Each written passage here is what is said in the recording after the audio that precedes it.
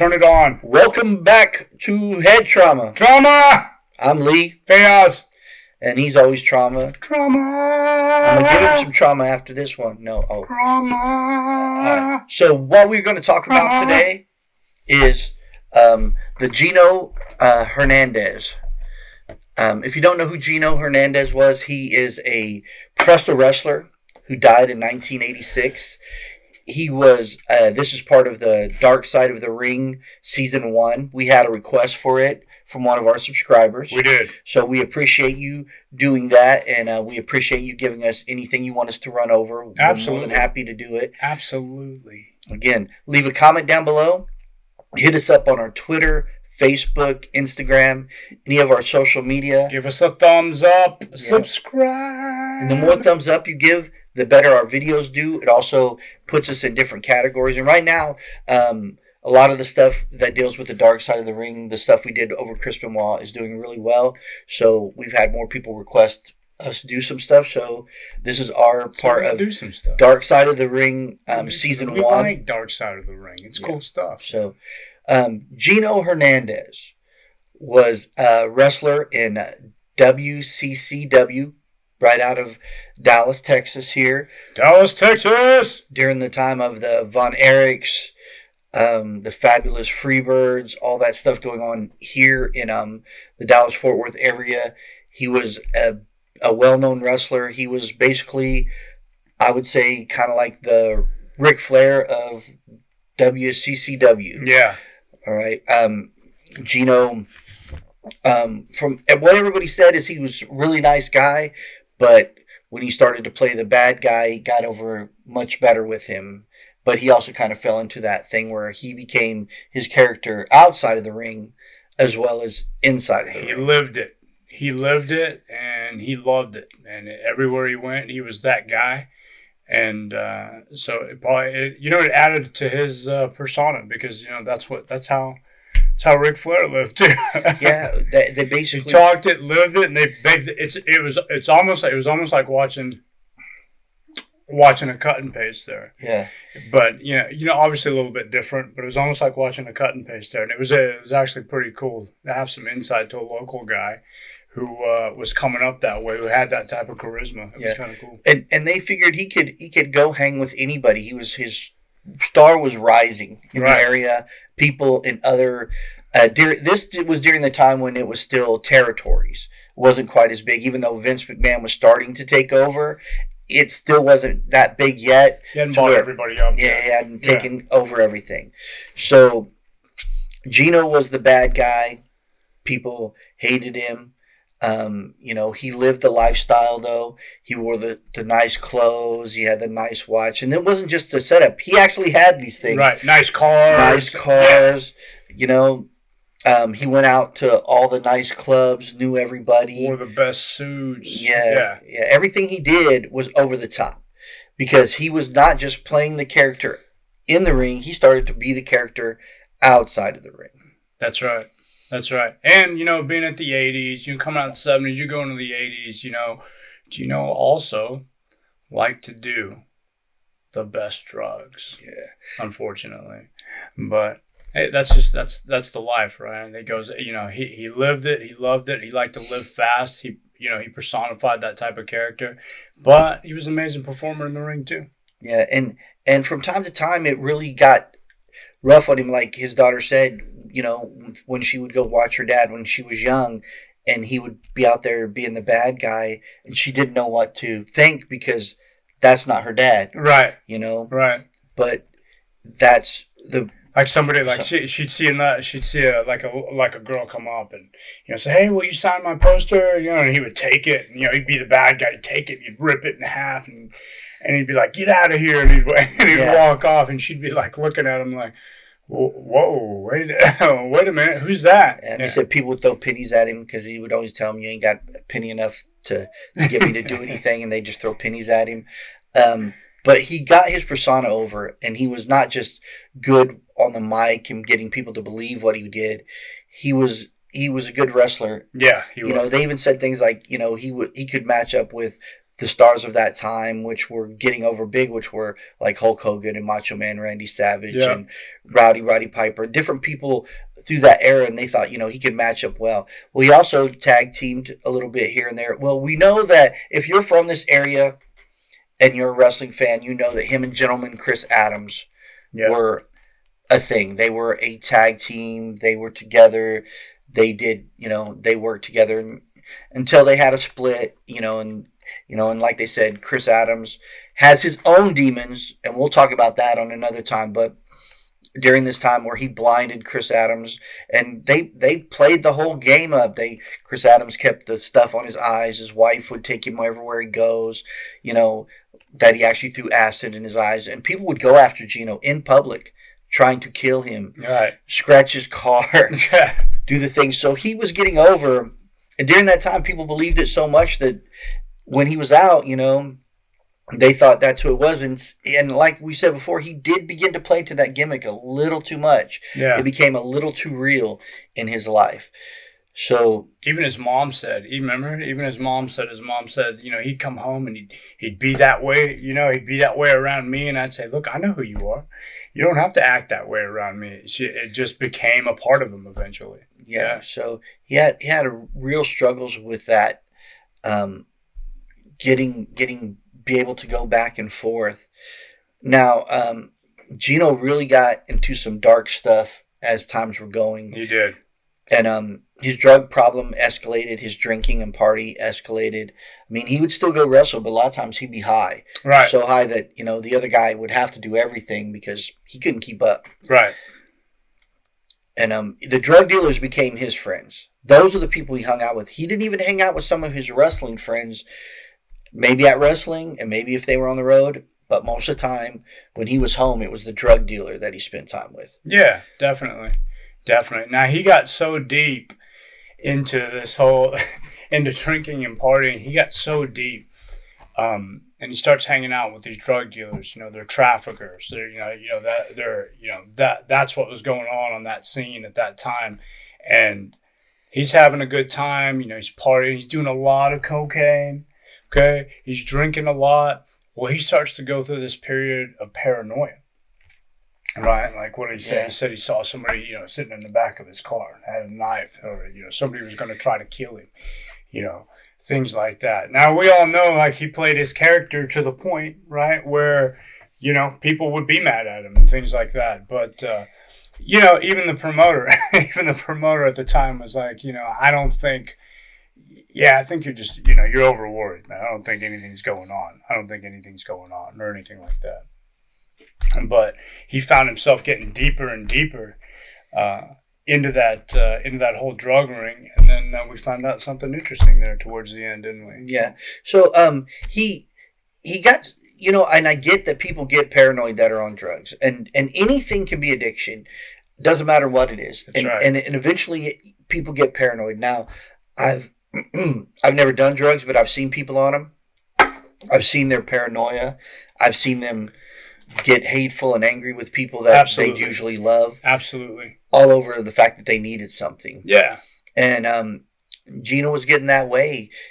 He invited a woman over to have drinks with them, visit his apartment, And it was a woman who was in the circle, of what they were doing, but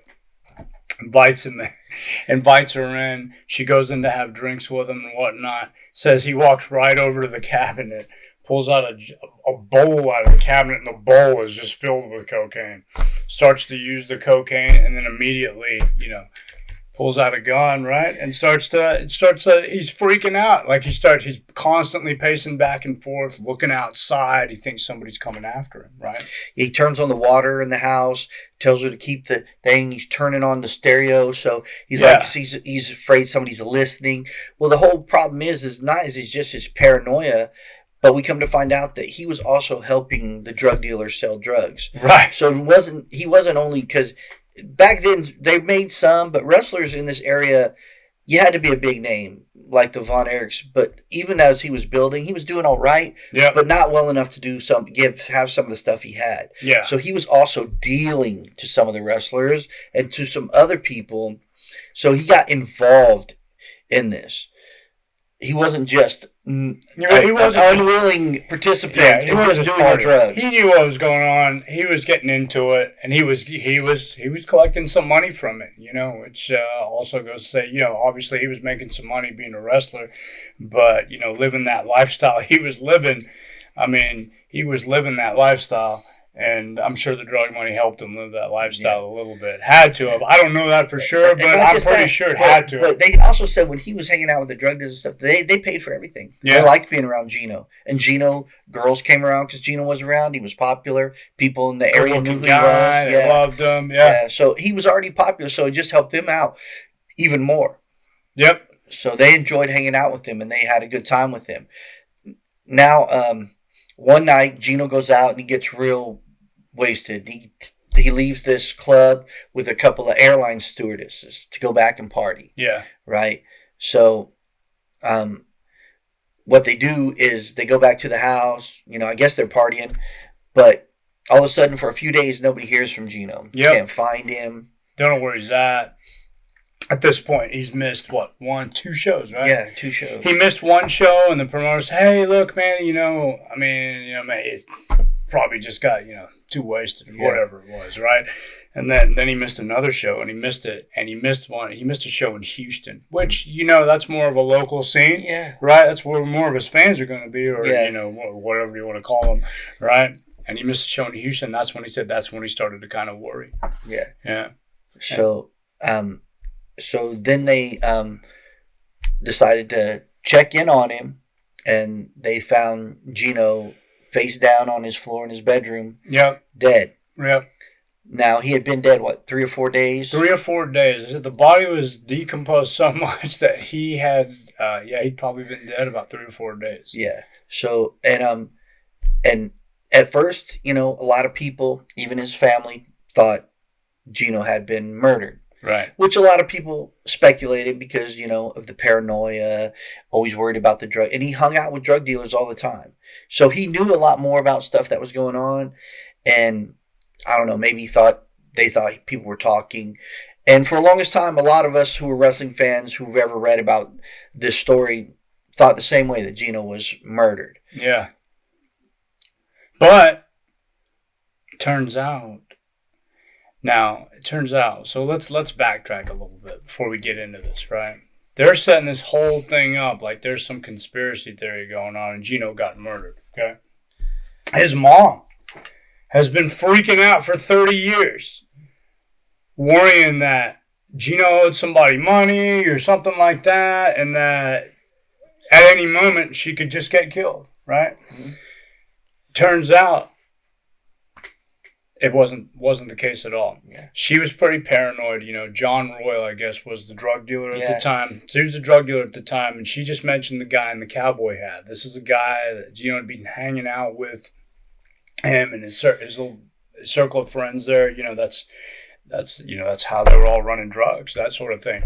And she said, I didn't even know who this guy was. She said, the man in the cowboy. I said, don't worry, I got it. I'm going to take care of the funeral. And when he spoke at the guy who gave the eulogy at the funeral, they said that, all the other guys are like, we didn't even know who he was. Yeah. We're not sure who this guy was. It's almost like, they got force-fed a funeral that they didn't really want. That's what it sounded like. His mom dressed up real nice for the funeral just because she figured that's what he would have wanted, just to kind of, that one last, showmanship type deal. Right. And they actually were able to get a hold of the guy who was trafficking drugs. Yes. At the time. And he just got out of prison. He did a 30-year stint, because it's been 32 years since drug trafficking. Yeah, for drug trafficking. 32 years since Gino died, and then he got busted a couple years later, and he did 30 years. Yeah. And he had just got out, which is crazy, right? 30 years later. Right. And it just, and all this is now starting to come up. And, so they actually they get a hold of him. We don't see him, face to face or anything like that, but they interview the guy, right? And you get a little commentary, and, they ask him, what do you think? Some people speculate Gino was murdered, and he said, you know what? And he kind of alluded to the fact, well, people think I did it. And he was like, Gino didn't owe me any money. Gino didn't owe me any money. I mean, if he owed me money, why would I have paid for his funeral? Exactly. That doesn't make any sense. Right? He goes, and they threw like a really big funeral for the guy, right? Yeah. So why would I have paid for his funeral? If he owed me money, he goes, I loved Gino like everybody else did. He was my friend. I just wanted to do something. I knew that they couldn't afford it, so I just decided that I would do it. But no, I don't. Everybody loved Gino. Nobody had any reason to ever want to kill him or anything like that. No, all of Gino's paranoia was Gino and the drugs. Gino and the drugs. Then they went even further than that, and they got another guy who wanted to remain anonymous, who hung out with all those guys, and they disguised his voice and everything too. Probably again, he just wanted to remain anonymous. He's also in prison still. That guy. Yeah. The other guy. Yeah. So, and he said. He said, no, that's not the case at all. He said, everybody loved Gino, man. He said, in the end, what happened to Gino was Gino. Yeah. It got into his own mind. He had become a part of the whole thing, right? Doing the drugs and, selling the drugs and, trafficking, he'd become a part of that whole scene. Partially so he could make some extra money, and in the end, the paranoia, the drinking, and the drugs is what did it to him. Yeah. So then he went out to say, hey, he wanted to give a message to his mom, right? He did the message, and the mom listened and said, hey, you got nothing to worry about. Nobody's coming after you, and nobody's coming after your family. Yeah. And you just saw this this relief. Like the world. Like for 30 years, this has been honor, and she was, But forever, so many people threw stuff out about Gino's murder. I mean, forever. It's been wrestling folklore for 30 years now. That's been one of those things talked about. And now this is another case of things happening fast and people getting into drugs and it destroying their lives. Because that's exactly what happened here. He had everything to live for and everything going for him that could possibly be happening. Yeah. I mean, honestly, when the WWF, before they turned into WWE, they were going to come and buy this area sooner or later, and he would have been one of the main products they would have snatched him up. They would have snatched him up. He even tag teamed a little bit with, Jake the Snake. Yeah. Back then. And Jake the Snake even went to say when he did that blurb, and he said something about, they asked him about Gino's drug use, and he said, yeah. He said, I know he did drugs because I did them with him. Yeah. Because I was out there doing it with him. And he even went as far as to say, the character, sometimes you get into that character and, you just don't care. You just don't think that anything can happen to you. You're invincible. So you just go on with it because he said it for himself. Because you all know Jake the Snake Roberts' story, right? Yeah. So he said it for himself. He goes, would Jake the Snake Roberts have cared? No. Jake the Snake Roberts wouldn't have cared. He would have done whatever, right? Could you have told maybe Aurelian Smith that, which is, Jake's real name, his character name? He goes, yeah, maybe you could have told him something like that, but you couldn't have told Jake the Snake Roberts anything. So that's again, Jake had the downfall. Luckily, he didn't die. Should have probably a few times. Yeah. But he survived to be where he is now, and after all the years and years of going through what he did, finally sober for the first time in many years. But that's another downfall of the drugs, especially during that time of the 80s and 90s of professional wrestling. Not to say it isn't still prevalent now. But they're a little more... Now it's more opiates and things like that. Yeah, but right now they still get in trouble for certain things and wellness policies. But back then there was no such thing. They didn't drug test anybody. They didn't care. No. You were a performer. Yeah. They didn't care. They didn't care how you did it, what got you in there, what kept you going to do it, as long as you showed up for the shows and you put on for the crowd. Yeah, they could have cared less. All right, so I hope you enjoyed our commentary on Dark Side of the Ring, the Gino Hernandez. Yes. All right. If you have, like I said, anytime you want to comment, leave one below. Let us know what you think. Let us know what you're interested in watching. We will be doing more of the Dark Side of the Ring. We'll do season 1 as well as season 2 is happening at the same time. Right. So we will have more stuff out. You will be able to see that happening as well. We'll have the Bruiser Brody one come out soon. Yeah. As well. That'll be a cool one. So those are things that we're looking forward to. I hope you're looking forward to it. And we will see you soon. We are Head Trauma. I'm Lee. I'm Fayaz. We're the Trauma Guys. Later.